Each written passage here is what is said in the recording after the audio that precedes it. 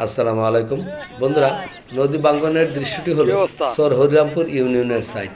তার আগেও বাঙ্গন দেখা দেওয়ার কারণে চেয়ারম্যান সাহেবের মাধ্যমে সরকারের কাছে আকুল আবেদন জানানো হয়েছিল।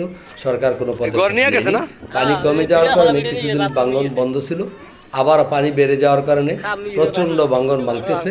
দেখেন, দুইটা ঘর নিয়ে গেছে, আর একটা ঘরও নিয়ে যাওয়ার পথে চাল বেড়া খুলে ফেলতেছে। তাছাড়া তো কিছু করার নেই, এরা গরিব মানুষ, এদের যে কতটা কষ্টের বলে বোঝানো সম্ভব না। নদী বাঙ্গন দেখে একটি গান মনে পড়ে গেল, আমি কোন চরে বান্দিব রে নতুন ঘর, আমি কোন চরে বান্দিব রে নতুন ঘর, সেই চরে নি যাইবা দয়াল, দয়াল লইবা নিয়া আমার খবর, রে কোন চরে বান্দিব রে নতুন ঘর, আমি কোন চরে বান্দিব রে নতুন ঘর। ধন্যবাদ সবাইকে।